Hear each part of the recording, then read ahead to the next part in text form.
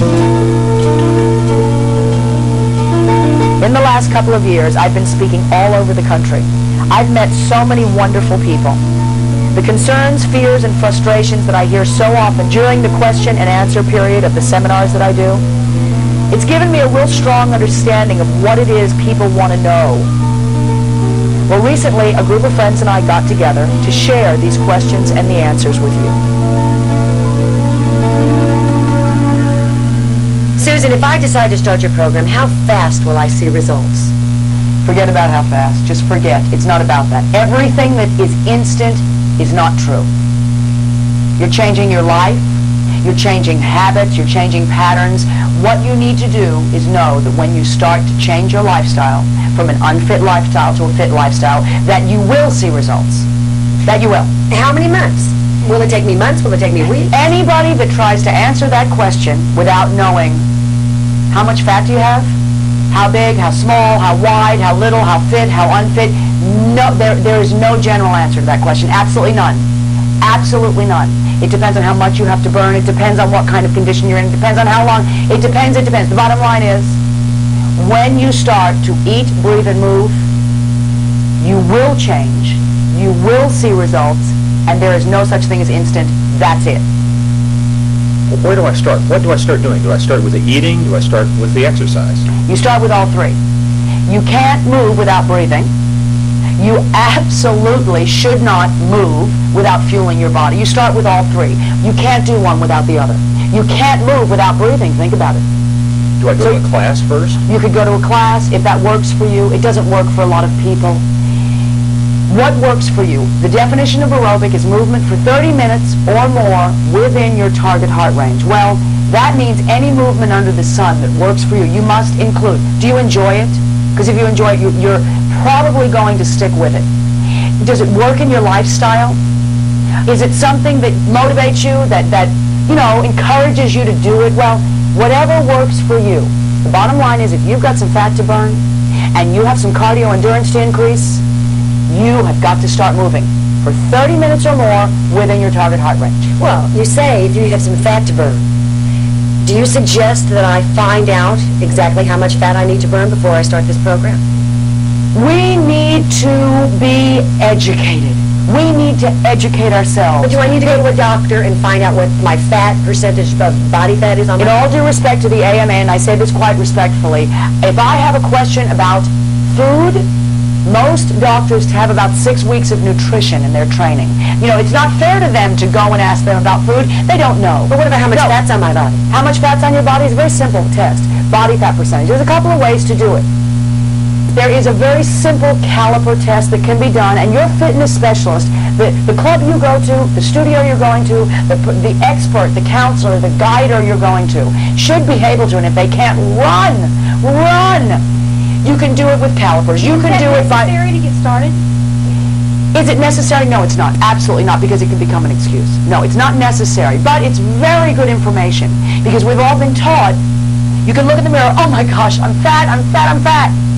How much of that total weight is fat is a very important thing to know, so that you understand how long you've got to move, how much aerobic activity you need, how long. You can't determine one without the other.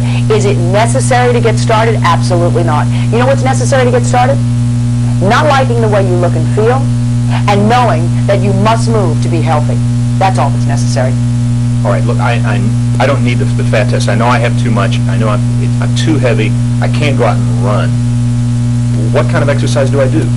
Okay, we're going to be talking about walking. When you flip this thing over, you're going to hear walking. Walk, swim, hike, bike, row, anything, aerobic activity. For 30 minutes or more, right? Yes. And how often? How often? 3 times a week. You can maintain. That's great if you love the way you look and feel. 4 times a week, you begin to change.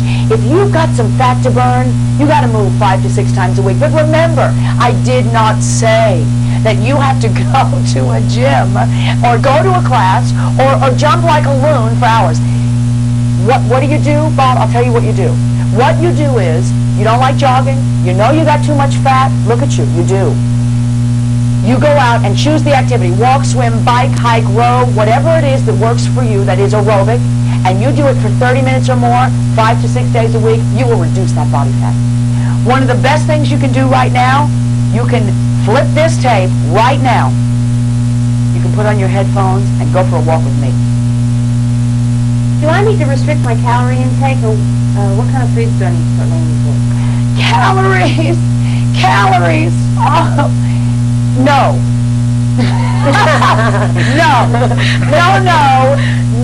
No.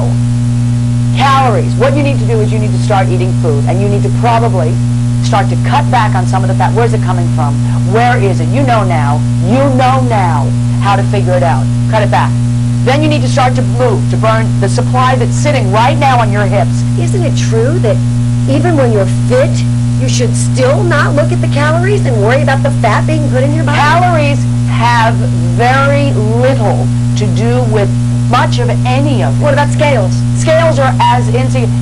I want national scale burning parties.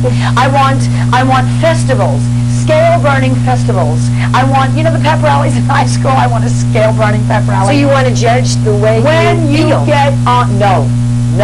When you get on your scale, what your weight needs to be made up of, that number on that scale needs to be internal organs, lean muscle mass, bone, water, blood, all that stuff, and a healthy, reasonable, visually appealing, personally satisfying percentage of fat.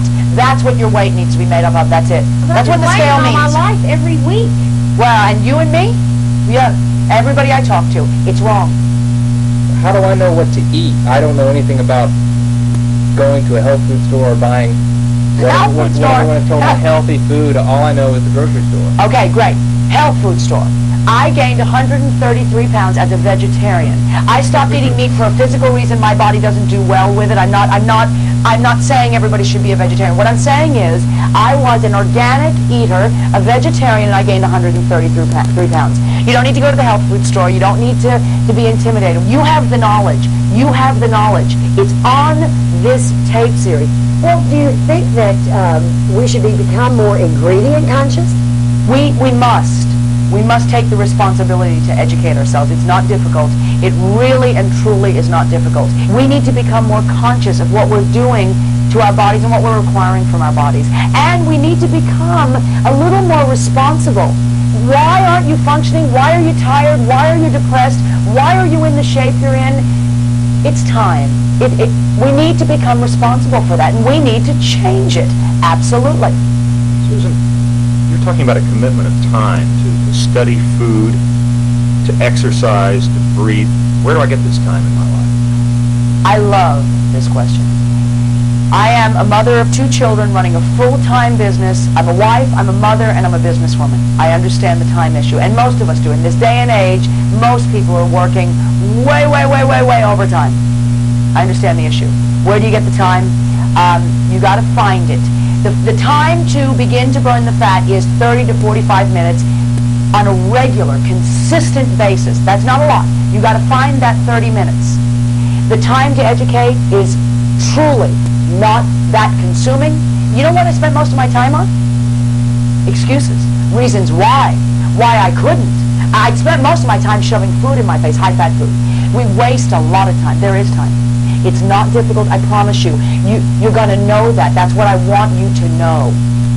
Where do you find the time? I recently was in Chicago at a speaking engagement and opening a store, and I had very little time. It was a very busy schedule.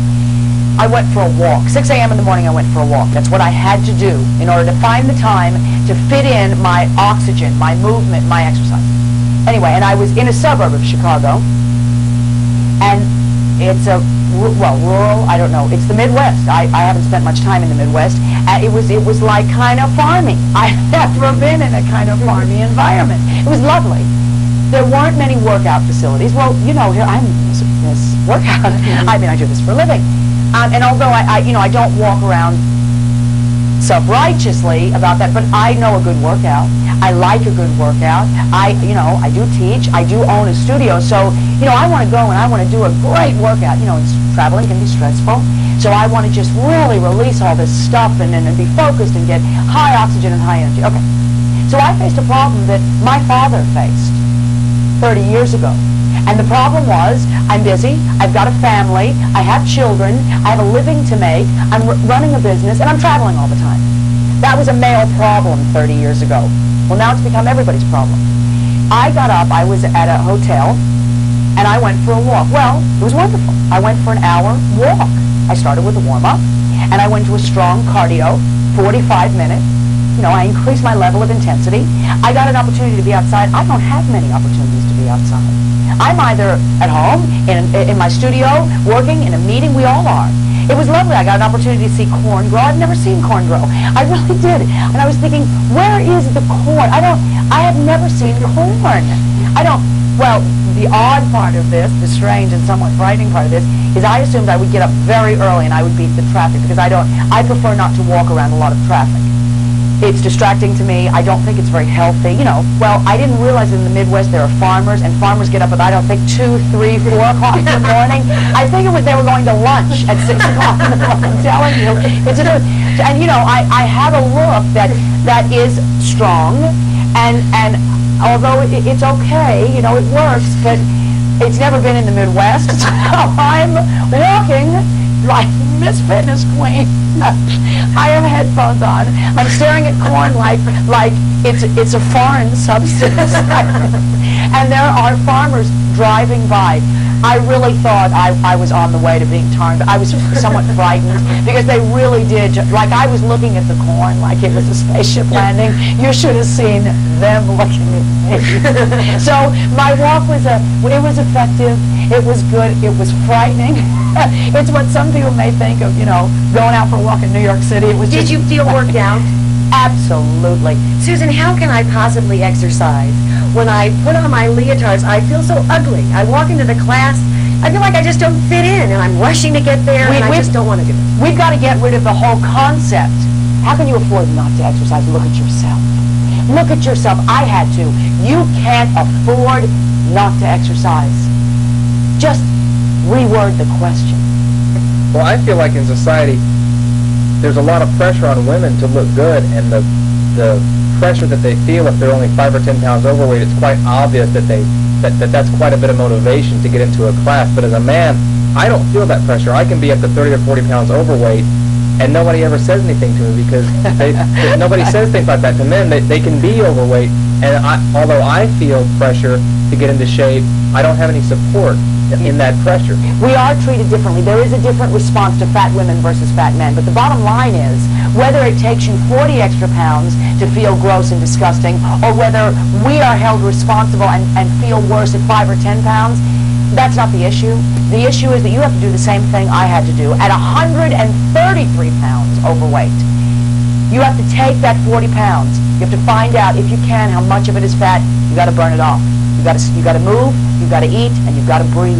But I feel maybe that it's harder for me to be committed to the idea of improving myself, because maybe there's not as much of a motivation. Nobody seems to care except me. Sorry, because I missed that, and I appreciate you bringing it back. I had to do what I did for me.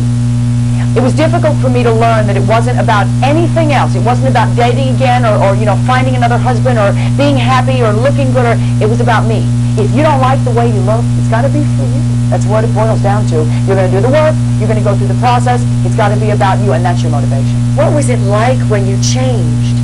How do you get the fat out of your head after it's fallen off your body? I got to tell you, there are milestones in going from an unfit person to a fit person.